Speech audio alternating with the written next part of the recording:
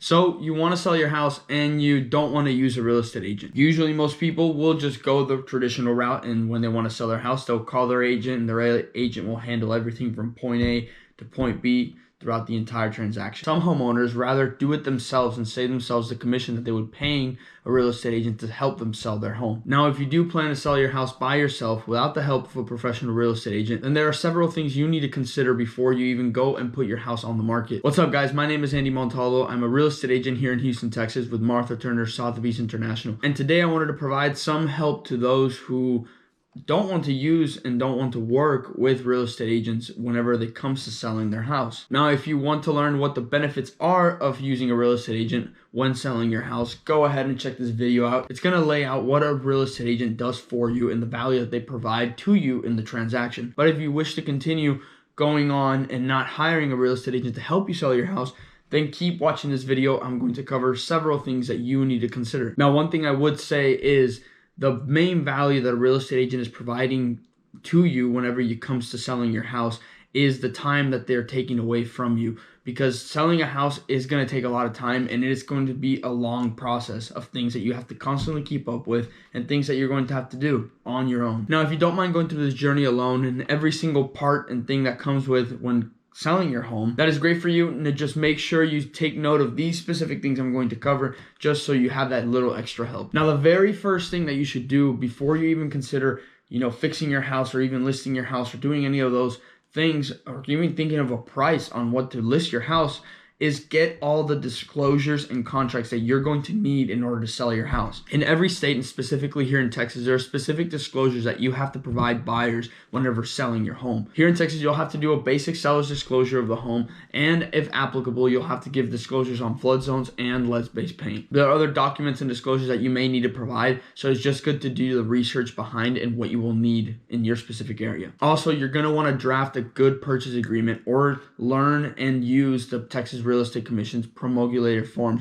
that are provided online. You're going to want to get a good understanding of these forms and make sure that you're filling these things out correctly, because getting all these documents together can prevent you from getting sued or even fined, and you don't want to be in that position after selling your house. Okay, now that you have all your disclosures and all of the documents that you may need, everything's drafted, everything's set, everything's ready to go. Now it's time to do some minor fixes to your house and maybe stage it a little bit and declutter the space that you have. Now, what do I mean by decluttering? By decluttering, I mean just cleaning up the space around you. Taking away those extra picture frames and maybe knickknacks off the shelves, cleaning up the kitchen area, maybe putting away some of those cookbooks. You don't want to leave the house completely bare, because you want to have it somewhat staged. You want to give it, allow a person to see some furniture in the space so they can get a good sense of the size of the space, but you don't want it to look like just a vacant house that no one has lived in for a long time. A lot of people say that a vacant house will help people imagine themselves in the house and their furniture, but in my experience, when people go to a vacant house, to them everything looks a lot smaller. Everything tends to look a lot dirtier, to be honest, and not as clean and not as well put. You'll also be able to see the defects more often whenever the house is completely vacant. So by adding a little bit of furniture here and there and making the space look nice and clean, you're able to make it look like a home and have it an inviting space for buyers to come. Now, you don't have to do a full upgrade of the house, just taking care of little things like, maybe hardware, lights, paint, landscaping, little things that are going to make the house just look pretty, make it look clean, make it look a little newer. Now, after you have fixed up your house and you have cleaned it up a bit, you're going to want to run a comparative market analysis, or what we call a CMA. Now, this is something that usually a real estate agent would do for you in order to give you a value of what your house would be worth in the market that you're currently going into. Since you're not using a real estate agent, it's going to be up to you how you want to compare the property to the rest of the market. But the most important thing with a real estate agent or not is you're going to want to price your property correctly, because you don't want to have your house sit on the market for too long to when now your price is going to start getting hurt by the time it's been sitting. So really take this part seriously. You're going to want to have that pricing down. Now, even though you are not working with a real estate agent yourself, you probably will be working with one when they are representing a buyer. Now, that doesn't mean that they represent you, and that doesn't mean that they handle any of your sections, but majority of the time, those buyers coming to your house are going to be represented by a real estate agent. If you do have any of those connections in the industry, that can be one of the best ways to sell a property, maybe even before you even have to bring it into market. Now, this next thing kind of ties in with fixing up your house, but it is getting good photography. I can't tell you how many times I've seen sometimes people trying to sell their own home and they're taking pictures of the house with their iPhone, and it's very bad angles. It's just terrible lighting. Everything's just they didn't even clean the space to start with.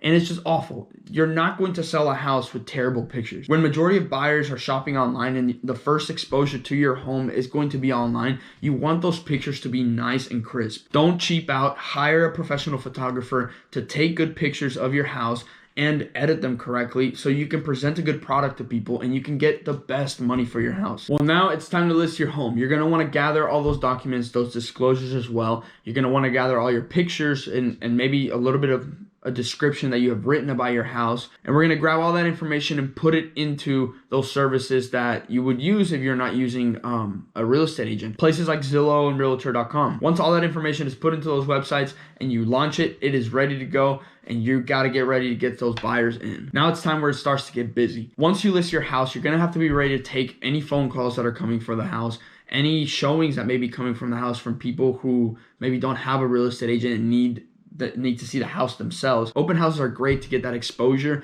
and get people in the house, seeing other people like the house as well. And that's kind of what creates some of these bidding wars sometimes and gives you that high price on your house. You're going to want to manage all the follow-up with all the buyers that came by and get that feedback and evaluate that feedback. You're going to want to keep track of all the people who are maybe coming and seeing the house a second time, a third time, and seeing who is very interested. And it is very important that while you do all this, you're going to want to keep your space nice and clean. You don't want to have it clean for the pictures and right when you launch and maybe have your first open house and it's clean and maybe you don't have the offers, so then you just start dirtying the place up and now people are going and seeing the house when it's dirty now.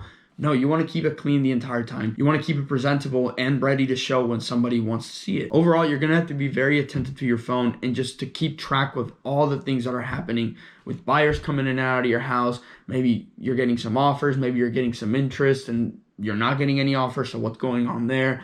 You know, dealing with the feedback and dealing with maybe showings and open houses, those things, you just want to keep those things organized. Now, say you've had a bunch of showings and now it's, you're good to go. You've gotten some good feedback.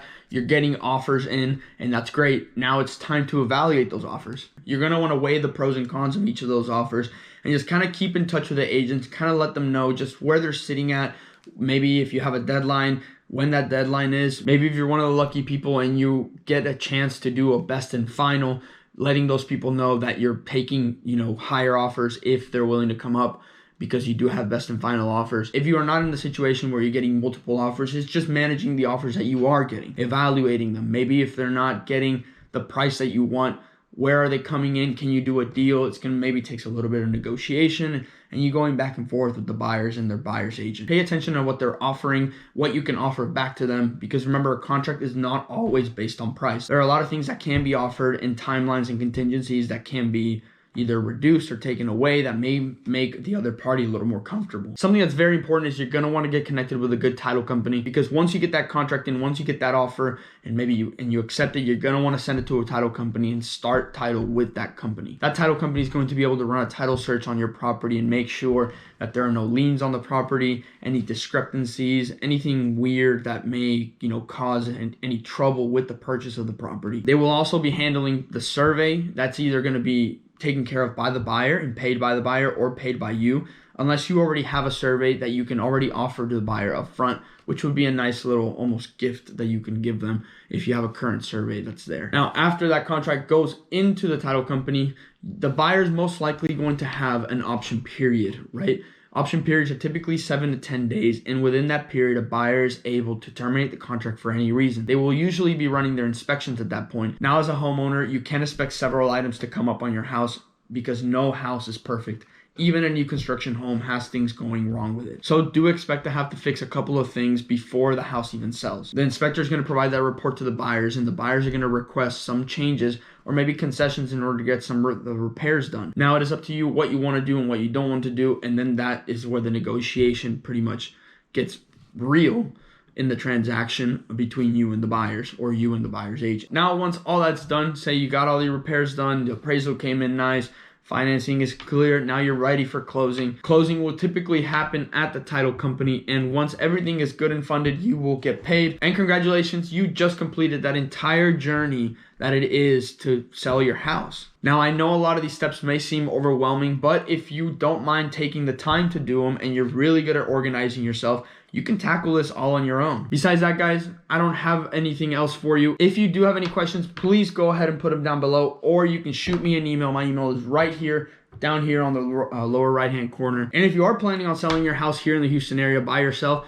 go ahead and shoot me an email. Send me the property. Let me take a look at it. Maybe I have a buyer for you and something that we can work out together. Like I always say, I just ask you for one favor, and it's to go hit that like and subscribe button. By hitting that like and subscribe button, it lets me know that these videos are providing value to you and that you look forward to the next video. I will continue to do them on a weekly basis. So next week, come back for my April market update, where we will go through what's going on in the Houston real estate market for the month of April. With that said, I will see you guys next time.